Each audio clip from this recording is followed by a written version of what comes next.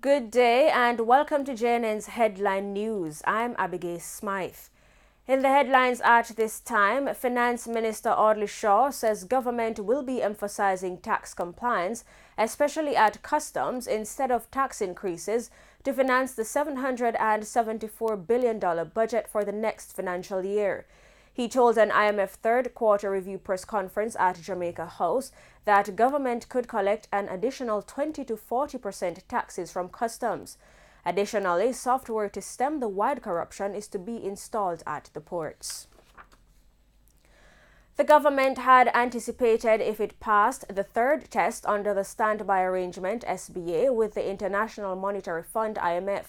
The IMF team held a press conference at the office of the Prime Minister Friday morning.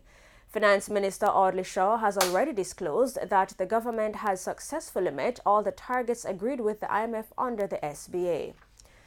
In the meantime, the government has adjusted its position on the payment of pension contributions by public sector workers. Workers are required to contribute 2.5% of their salaries in year 1 and another 2.5% in year 2. Finance Minister Audley Shaw says the government will now be phasing in the pension contributions over 5 years. And the National Housing Trust (NHT) is estimated to spend $60 million to construct a 3-story building for the Jamaica Constabulary Force in Port Moriah, St. Mary. National Security Minister Robert Montague made the disclosure at a groundbreaking ceremony in the parish on Thursday. The first floor of the building will be a police station, the second will be the divisional headquarters, and the third is to house the Area 2 headquarters. The People's National Party (PNP) launched its sexual harassment policy for the party on Thursday. Opposition leader Dr. Peter Phillips and the party's women's movement called for the sexual harassment bill to be retabled in Parliament. They also called for the recommencement of the Joint Select Committee to complete the review of the Sexual Offences Act, the Child Care and Protection Act, the Domestic Violence Act, and Offence Against the Person Act.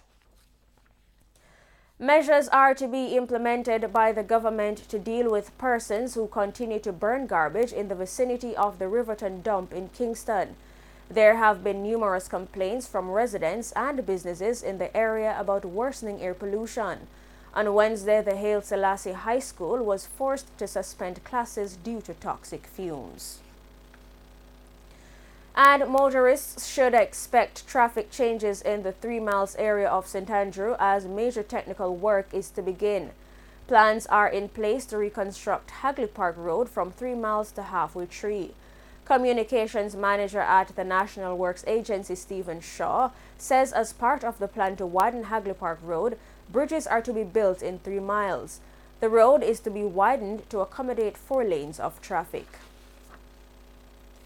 Councillors in the St. Thomas Municipal Corporation are raising concerns about the increase of murders in the parish and the ability of the police to respond.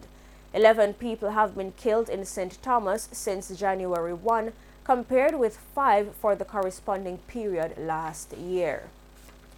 And finally, on the international scene, around 180 British troops were sent to the English city of Salisbury to aid in the investigation of a nerve agent attack on a former Russian double agent and his daughter. It is reported that personnel from the Royal Air Force, British Army, and Royal Navy were among those sent to Salisbury on Friday. The former Russian spy and his daughter are still hospitalized in very serious condition after being poisoned earlier this week. And those are the stories in the headlines. Join us at 8 p.m. for more details in Frontline News. I'm Abigail Smythe. Pleasant viewing.